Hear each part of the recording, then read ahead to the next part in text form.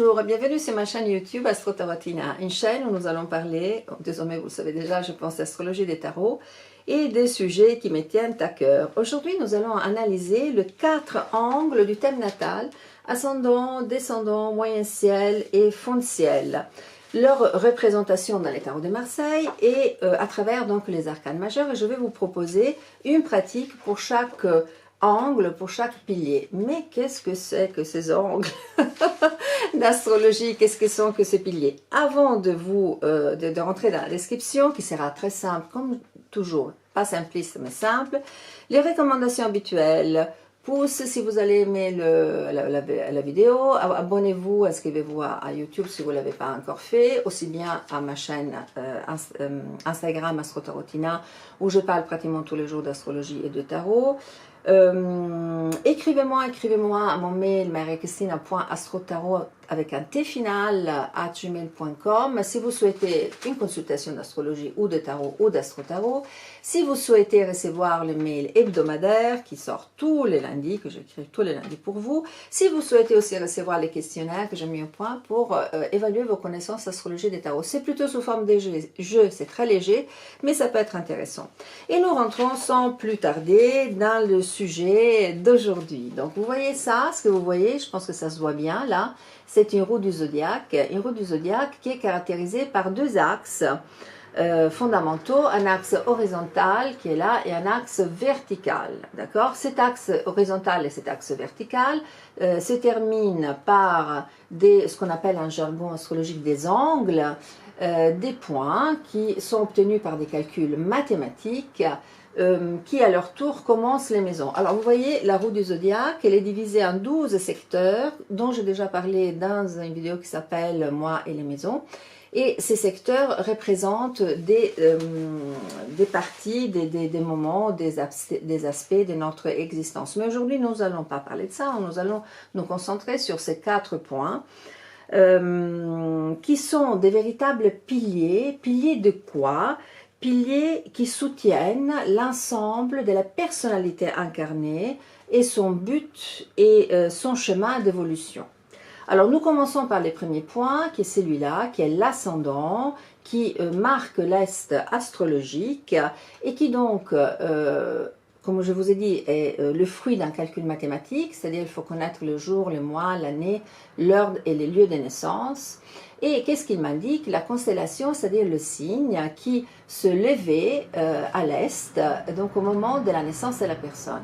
L'ascendant, donc, c'est une porte sur, je dirais, notre première incarnation. C'est le visage que l'âme revêt, j'aime bien cette expression. C'est aussi les masques premiers.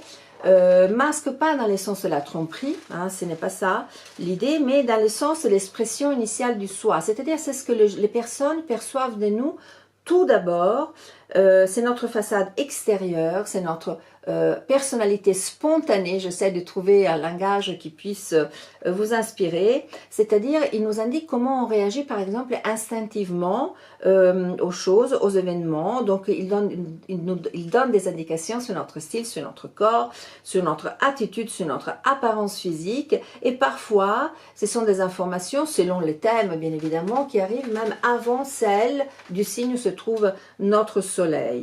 Alors dans les tarots, cette énergie primordiale, cet élan du commencement est merveilleusement représenté par certains arcanes. Moi je vous propose donc de mettre en lien les signes astrologiques et des arcanes que j'ai sélectionnés pour vous. Donc commençons par les béliers. Voilà, par les béliers, moi je vous suggère donc le chariot, l'ascendant bélier, on parle de l'ascendant, le chariot et les battleurs.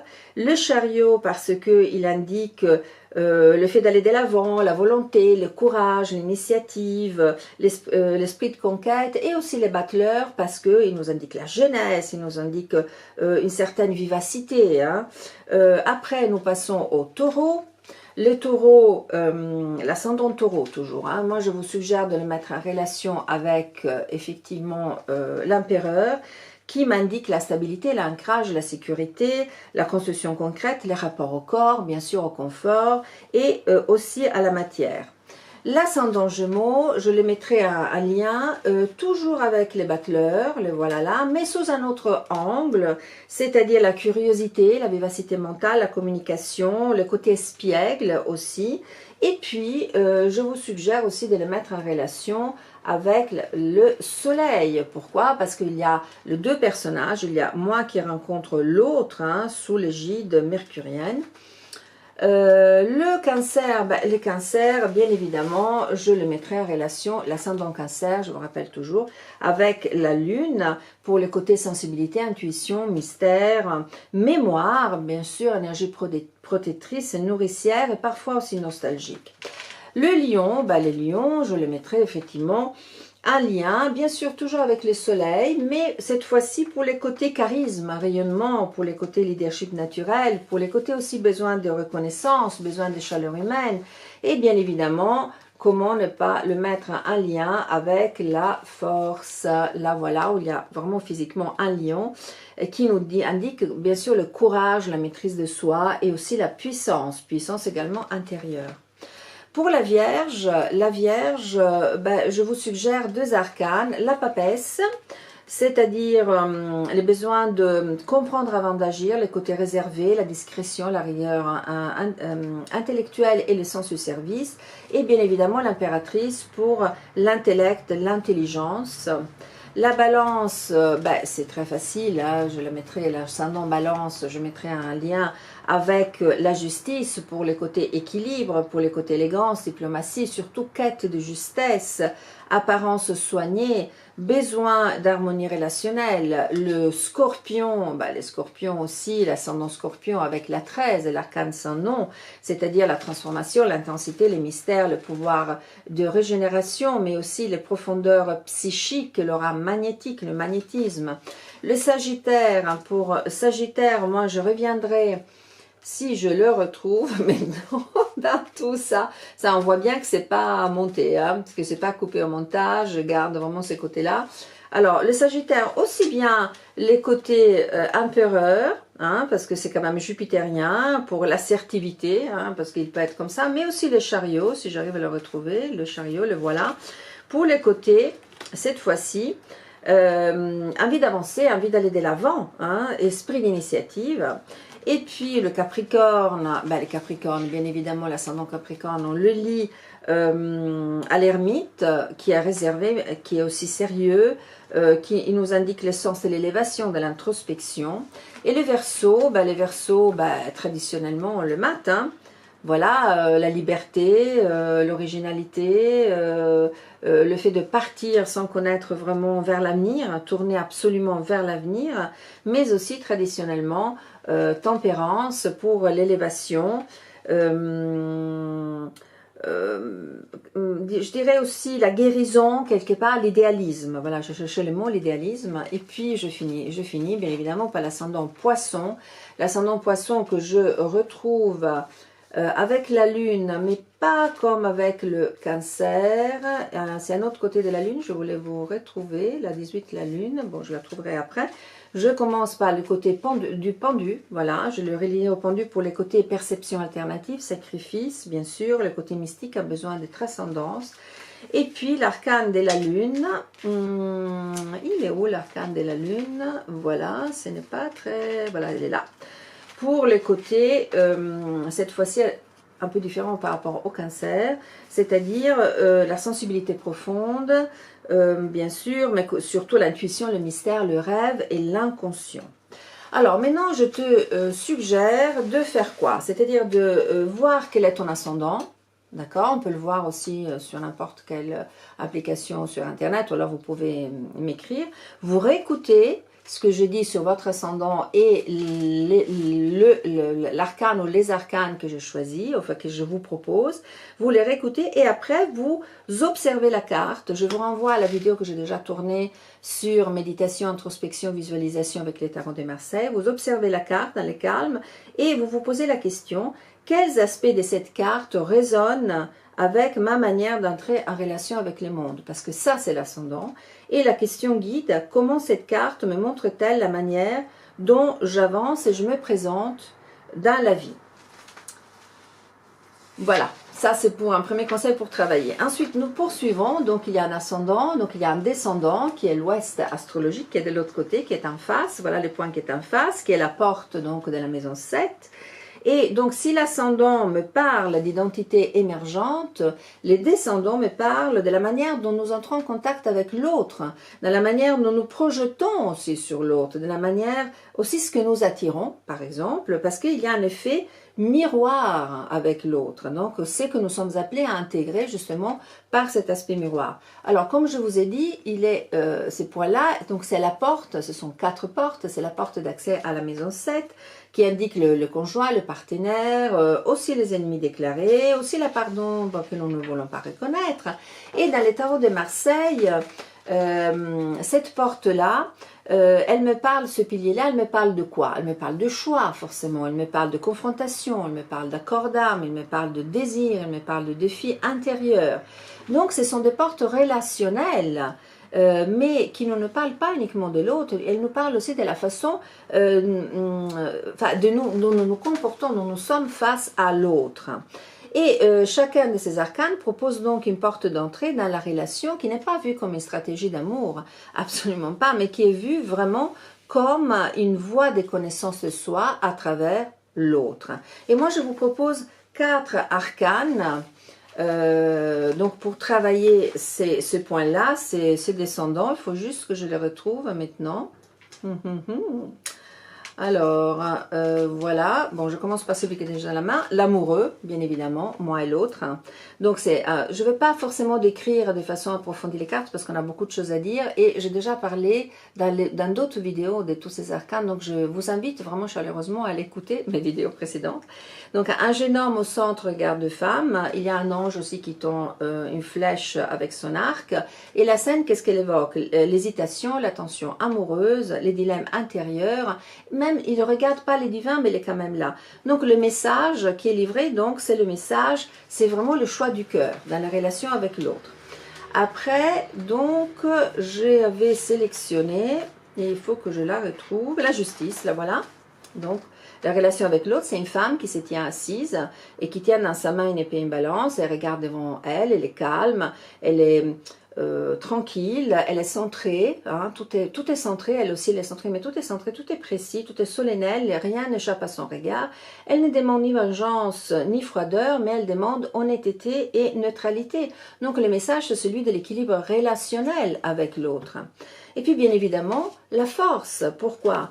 Vous voyez, elle est calme, elle ouvre ou elle ferme la gueule d'un lion, elle n'use ni force ni peur, elle n'a pas peur, elle a une robe qui est fluide en soi, elle a un geste ferme, donc elle incarne une force tranquille, elle incarne une puissance contenue, l'équilibre, je dirais, entre puissance et tendresse. L'amour qui n'écrase pas, parce que c'est un amour mature, qui n'a pas besoin de posséder pour accueillir l'autre dans sa totalité, il n'a pas besoin d'écraser pour exister. Donc, cet archétype me parle de douceur qui maîtrise. Et puis, bien évidemment, ça ne pouvait pas manquer dans la relation avec l'autre, le diable, une créature très ambiguë qui trône sur un piédestal. Puis, il y a 2 êtres nus enchaînés qui semblent soumis à sa puissance. Tout est chargé, charnel, dérangeant. Et donc, il symbolise la prise de conscience de nos pulsions et surtout nous invite à reconnaître nos désirs. Et c'est uniquement au moment où nous reconnaissons nos pulsions, nos désirs, que nous ne nous laissons pas posséder par eux. Et donc, le message de celle de chaîne qui se libère grâce à la transformation, grâce à la révélation. Alors, je vous invite à réécouter ces 4 arcanes, toujours par rapport aux descendants, hein, à ces points, à ces piliers de notre thème, de notre roue astrologique, de notre carte du ciel, et de choisir celle qui vous parle le plus. Donc, soit l'amoureux, le choix du cœur, la justice et l'équilibre relationnel, la force, la douceur qui maîtrise, les diables, les chaînes révélatrices, de l'observer attentivement, de vous poser la question. Quels aspects de cette carte résonnent avec ma manière d'entrer en relation avec l'autre? Et puis la question guide, que me reflète l'autre? Quelle part de moi cherche à s'unir ou à se libérer? Je continue ce voyage dans le ciel, voilà, par le moyen ciel. Vous voyez le point qui est tout à fait là-haut, au zénith, c'est-à-dire au-dessus de notre tête, le point le plus haut. Donc il s'élève comme une flamme verticale, comme un point céleste. Il est l'axe, celui-là, moyen ciel, fond ciel, de la réalisation, de la vocation, mais qui n'est pas vu comme une simple carrière, mais comme une manière singulière d'occuper l'espace dans le monde avec conscience. Donc, il ne s'agit pas, dans le moyen ciel qui est tout à fait là-haut, de parler uniquement des succès socio-professionnels comme souvent on le fait, hein, mais donc, il ne s'agit pas seulement de devenir quelqu'un, mais il s'agit de révéler qui l'on est véritablement, ce que nous sommes appelés à offrir au monde. Donc, il ne s'agit pas d'un sommet extérieur, mais il s'agit, je dirais, d'une hauteur intérieure, où la mission divine ne consiste pas à réussir selon les termes du monde, mais elle consiste à coïncider avec soi-même. Donc, dans les tarots, j'ai sélectionné 4 arcanes qui nous parlent de cette quête de verticalité, de lumière offerte, de chemin parcouru avec conscience. Ce sont des miroirs symboliques pour donc poursuivre notre mission de l'âme. Et donc, je vous parle bien sûr du soleil, ça ne pouvait pas manquer, deux personnages se tiennent face l'un à l'autre sous un soleil éclatant, il y a un mur derrière eux qui ne les enferme pas mais qui les protège, les rayons du soleil inondent la scène, il y a une chaleur silencieuse qui règne, et ici on voit très bien qu'il ne s'agit plus de jouer un rôle, les deux personnages sont nus, c'est l'authenticité nue de la conscience. Donc la mission de vie, à travers le soleil, qu'est-ce que c'est? C'est tout simplement un acte d'amour pur, c'est lui de partager sans éblouir, c'est lui de guider sans imposer, c'est lui de vivre dans la clarté sans brûler les autres, hein. Donc avoir le courage de rayonner, de briller, et donc le message c'est appel à rayonner sa vérité. Ensuite, on revient au chariot, il revient encore le chariot beaucoup, mais enfin bon, voilà. Voilà un jeune homme couronné dans un chariot, conduit de chevaux qui ont, voilà, qui sont reines visibles, il tient un sceptre dans une main, il porte une espèce d'armure en nez d'épaulettes lunaires et il regarde devant lui. Et qu'est-ce qu'il représente? Il représente la victoire sur les hésitations intérieures, la victoire sur les polarités, l'élan d'incarnation pour dire oui, mais oui à quoi? Oui à la maîtrise et à la détermination avec laquelle on entreprend notre chemin. Donc, il nous délivre un message que c'est lui de l'art de se diriger soi-même. Et ensuite, nous passons au monde, le voilà. Mais avant le monde, avant le monde, je voulais vous parler du jugement, voilà. Les jugements, un ange souffle dans une trompette céleste, deux personnages nus s'élèvent de leur tombeau, et on comprend bien que c'est un moment de réveil radical. On comprend bien qu'avec cette carte, on ne peut pas continuer comme avant. Elle nous convoque à une transformation irréversible. Elle nous secoue pour nous délivrer de quoi? De nos habitudes, de nos attachements, des anciens schémas, et surtout de la peur de l'appel, de la peur de la transformation, de la peur aussi de la réussite. Et donc le message, c'est vraiment celui de l'appel de l'âme.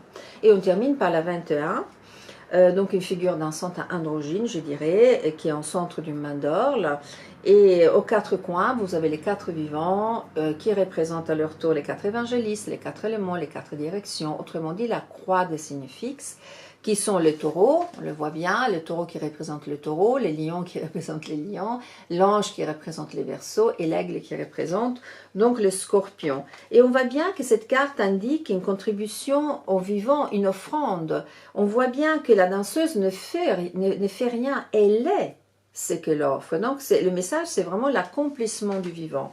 Donc, encore une fois, je vous invite à réécouter ces 4 arcanes, donc ces 4 archétypes par rapport à cette thématique du moyen ciel, c'est-à-dire de notre mission divine et notre mission d'âme. Vous choisissez celle qui vous parle le plus, vous l'observez, c'est le soleil appelle à rayonner sa vérité, le chariot, l'art de se diriger soi-même, le monde, l'accomplissement vivant, le jugement, l'appel de l'âme.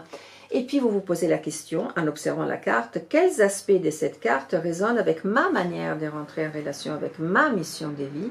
Et la question guide, eh bien, quelle lumière suis-je appelé à incarner? Et nous terminons ce voyage, voilà, dans la carte du ciel, par le fond de ciel, qui sont les racines, le cœur souterrain de l'âme.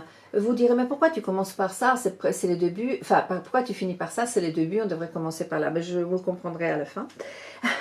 Alors, dans les silences cosmiques de la naissance, le fond de ciel, c'est les points les plus bas, c'est au nadir. Voilà, en astronomie, on appelle ça comme ça. C'est les points les plus bas du thème natal qui représentent tout ce qu'on ne montre pas, notre monde intérieur, nos racines familiales et karmiques, l'origine invisible, la source, là où on est né, mais on ne sait pas encore qu'on est né, et c'est là où on revient quand le monde extérieur, le monde à la surface nous épuise. Donc cette porte-là, vous vous rappelez, ces angles, ce sont des portes qui parlent de notre incarnation. Cette porte-là, donc est la porte de la maison 4 qui nous parle des racines, de famille, d'histoire intérieure. C'est à la fois le foyer physique, c'est-à-dire c'est le lieu où nous avons grandi, c'est les foyers psychiques, c'est-à-dire ce sont les fondations émotionnelles, et c'est les foyers de l'âme, c'est-à-dire c'est ce qui persiste à travers les vies pour ceux qui croient à la réincarnation, ou alors à travers dans les transgénérationnels, pour ceux qui croient moins à ça. Donc dans les tarots de Marseille, je sélectionnais 4 arcanes qui constituent un miroir profond, presque onirique, qui nous parle des couches sécrètes, qui dessinent une espèce de cartographie souterraine, celle de l'être enraciné, parce qu'on parle justement de racines. Et pour décrire cela, donc, je vous propose, si je le trouve, super, il faudrait que je le trouve, au secours, hein, voilà, là on voit bien que je n'ai pas bien organisé les choses. L'ermite, il est où l'ermite? Notre ami l'ermite, notre ami l'ermite, bon je vous, voilà, on va pas les couper au montage, hein, on va garder toutes mes différentes, non, je l'ai quelque part, l'ermite, j'en avais parlé tout à l'heure. Voilà, bon, bah, je le cherche, mais je continue entre temps. Voilà, je vous parlerai de la lune. Alors, voilà, ce sont 2 chiens. Il est là, je l'ai trouvé. Non, je reviens. L'ermite. Donc, un vieillard habillé, vêtu d'une cape bleue, qui s'appuie sur un bâton, il regarde vers le passé, il regarde une lumière. D'accord? Donc, c'est l'ancêtre intérieur. C'est lui qui veille sur les souvenirs oubliés, sur les douleurs transmises. Qui permet de plonger sans peur dans les passés, et pas pour s'enfermer dans les passés, mais pour recueillir la lumière qui est enfuie, et qui nous invite à écouter ce qu'on a évité depuis longtemps. Donc le message, c'est vraiment les pèlerins de la mémoire, c'est vraiment un très bon message.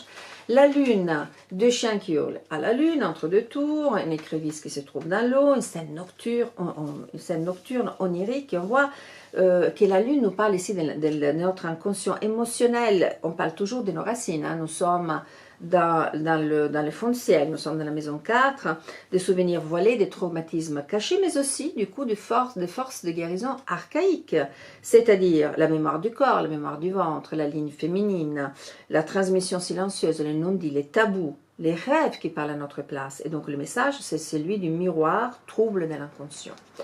Et puis, donc, il y a toujours une carte qui me manque quelque part.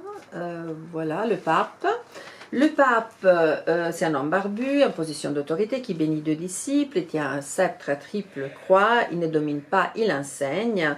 Et on voit qu'il est tourné vers le futur. Il représente quand même l'héritage spirituel, la guidance reçue par nos ancêtres. Autrement dit, les croyances de notre famille, les traditions transmises, les promesses d'âme qu'on fait sur les lignées spirituelles. Et donc, il nous invite à nous élever par rapport à ce que nous avons reçu et à faire une distinction entre la foi vivante et les dogmes figés. Donc, il nous parle d'héritage spirituel. Et je finis par la papesse, qui est une femme assise silencieuse, qui présente un livre ouvert, c'est ça, très important, sur ses genoux. Donc, le livre est ouvert, nous pouvons le lire. Elle est voilée, elle est posée, elle est impénétrable, elle est silencieuse. Elle représente aussi la mémoire du ventre, la mémoire, les savoirs intuitifs, les mémoires transgénérationnelles qui passent par les femmes, la mère intérieure, la mémoire de la matrice qui sait, qui ressent, qui perçoit au-delà des mots, et donc elle nous demande de faire confiance au silence. Et donc elle nous porte quoi comme message? Elle est la gardienne du mystère. Et c'est là où je voulais arriver, c'est pour ça que je termine par ce point, parce que avant de savoir, elle nous dit quoi? Avant de savoir où aller, il faut savoir d'où on vient. Et ça, je pense qu'on l'oublie souvent, surtout de nos jours.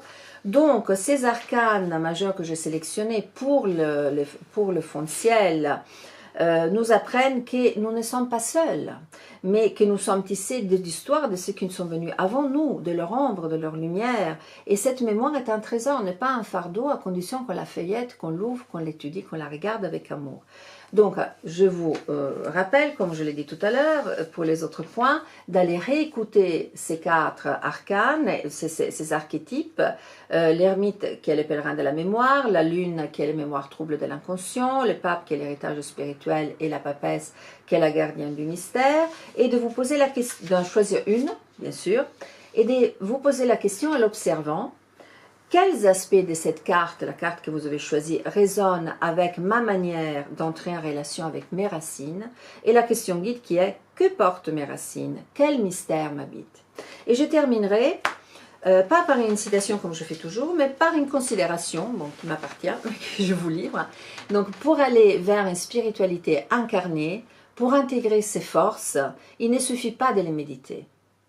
Il s'agit de les vivre dans les concrets, car il s'agit, ce dont je vous ai parlé, voilà, de cet axe, d'une croix vivante. C'est la croix de l'incarnation, avec l'ascendant, qui est effectivement le seuil de l'incarnation, le visage de l'âme qui s'incarne, les descendants, la porte où j'en rencontre l'autre, les moyens ciels, les miroirs de l'âme, et la mission de l'âme, pardon, la mission de l'âme, et les fonds ciels qui sont nos racines, nos cœurs souterrains, donc de notre âme ou de nous-mêmes, mettez le mot que vous souhaitez.